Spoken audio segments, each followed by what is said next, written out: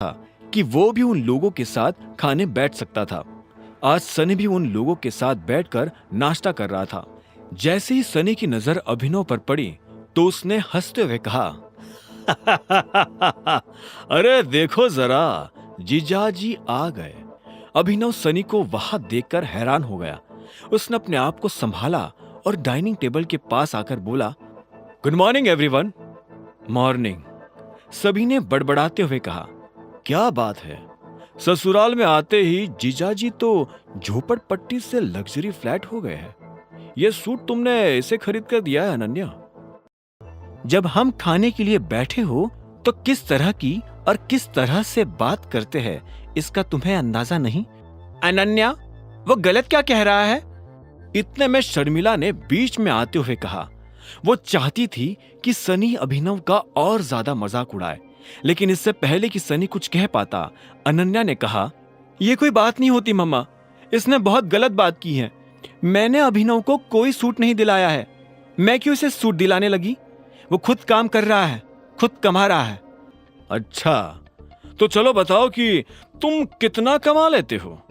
इससे पहले कि अभिनव उसकी बात का कोई जवाब देता, अनन्या ने अभिनव की तरफ देखते हुए कहा, तुम्हें सब में पढ़ने की जरूरत नहीं है अभिनव। दादाजी, हमें काम पर जाने के लिए देर हो रही है, चलते हैं। हमें? अभिनव ने हैरान होते हुए कहा और अनन्या को देखने लगा।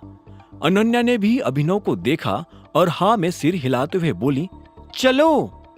उसकी आवाज सुनकर लग रहा था कि वो काफी जल्दी में है। ऐसे में अभिनव भी अपनी जगह से खड़ा हुआ और अनन्या के पीछे निकल पड़ा। जैसे ही वो दोनों घर से बाहर आए तो इतने में अनन्या बीच में रुकी और बोली, मैंने तुम्हें बचाया है, इसलिए तुम्हें मुझे थैंक यू बोलने की जरूरत नहीं है।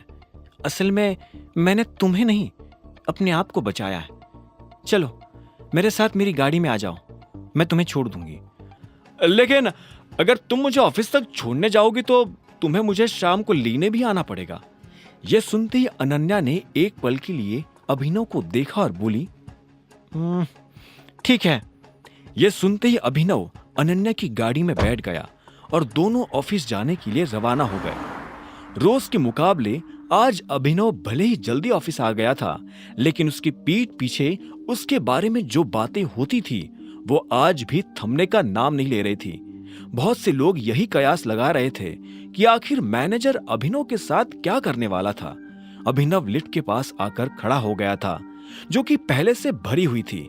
इससे पहले कि लिफ्ट का दरवाजा बंद होता और वो ऊपर जाती, अभिनव उसमें चढ़ चुका था। जैसे वो अंदर आया तो इतने में उसके पीछे से किसी ने फुसफुसाते हुए कहा, देख रहे हो इसकी बहादुरी? गुड मॉर्निंग अभिनव जी, कैसा रहा कल आपका दिन? इतने में अभिनव को जैनी की आवाज सुनाई दी। वो भी लिफ्ट में अभिनव के साथ थी और उसे देखकर मुस्कुरा रही थी। अभिनव ने उसे देखा और बोला, बहुत बढ़िया, तुम्हारा दिन कैसा था? मेरा भी बढ़िया था, जैनी ने कहा और मुस्कुराने लगी। कुछ देर के बाद लिफ्ट का दरवाजा खुला और अभिनव लिफ्ट से बाहर निकलकर अपने कैबिन की तरफ बढ़ने लगा। इससे पहले कि वो अपनी कुर्सी पर जाकर बैठ पाता, उसका फोन बजने लगा था।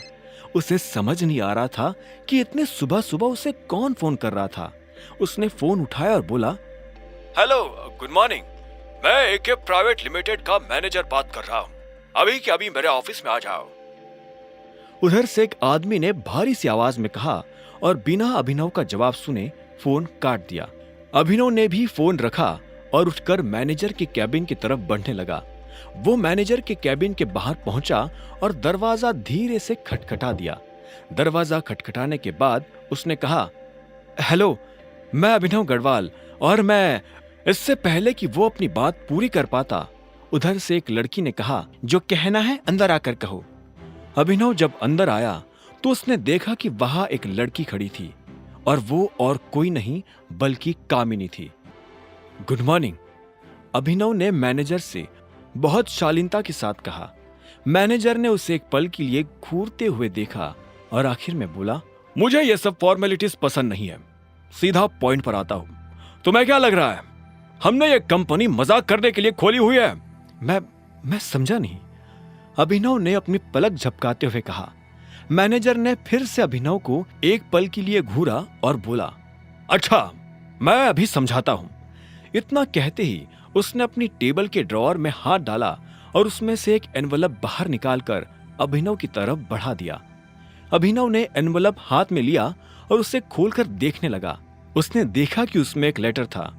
अभिनव ने उस लेटर को पढ़ा और हैरान होकर मैनेजर की तरफ देखते हुए बोला, आप मुझे नौकरी से निकाल रहे हैं? यह सुनते ही मैनेजर के चेहरे पर मुस्कान आ गई और वो बोला, क्या बात है? मुझे तो लगा था तुम्हें पढ़ना भी नहीं आता होगा, लेकिन अच्छा है कि तुमने ये सब खुद ही पढ़ लिया। मैं अपने मुंह से नहीं कहना चाहता था, लेकिन तुम्हारी मनमानी हद से ज्यादा बढ़ गई थी, इसलिए मुझे तुम्हें निकालना पड़ रहा है। तुमने इसके बारे में अकरम को बताया? अभिनव ने कहा। आगे की कहानी जानने के लिए देखें अगला एपिसोड सिर्फ पॉकेट एफएम के यूट्यूब चैनल पर, और द रिटर्न ऑफ टाइगर के सारे एपिसोड्स को सुनने के लिए डिस्क्रिप्शन में दी लिंक से डाउनलोड करें पॉकेट एफएम ऐप।